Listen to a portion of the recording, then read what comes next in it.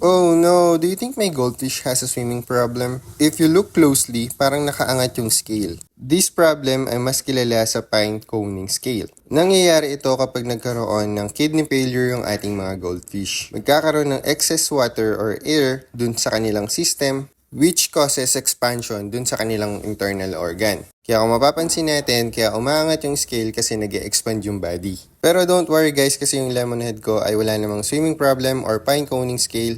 Buntis lang talaga siya. So I decided to help her and release the eggs kasi mukha na siyang sasabog. And ang ginamit kong male is Mr. Teddy and some of this black tie ranchu na jumbo size. Medyo curious lang ako kung anong lalabas sa lemonhead and black tie ranchu. Di ba tayo magkaroon ng cow ranchu?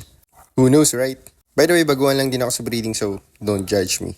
Nga pala, just wanna update you also na nilipat ko na yung aquarium doon sa likod natin papunta dito sa garage para mas kita siya pag may dadaan dito sa ating house. And kapag dumaan sila at nakitan sila sa mga goldfish natin, magkakaroon sila ng interest to buy goldfish. And that's good for my business. And also, para sa mga magbibisit sa atin, they don't need to walk around the house kasi, alam mo na, privacy. So, mas maganda nilagay ko sila dito sa garage. Ang problema na lang natin is kailangan natin lagyan ng cover para pag uulan, safe pa rin yung mga goldfish natin. Pasensya na rin sa mess natin kasi meron tayong gagawin na DIY filter. I-upgrade natin yung filter natin sa ating pond. Meron tayong filter brush, meron tayong mga pipes, meron tayo ditong faucet for the bottom drain. Ang gagamitin natin pandikit is epoxy and PVC cement. Tapos meron din tayo additional substrate. Meron tayo ditong 2 na 86 liter na trash bin. Pero I think kulang pa rin yan. Pero dadagdagan na lang natin soon. Meron din tayo ditong dalawang water. Stock water ito for water change.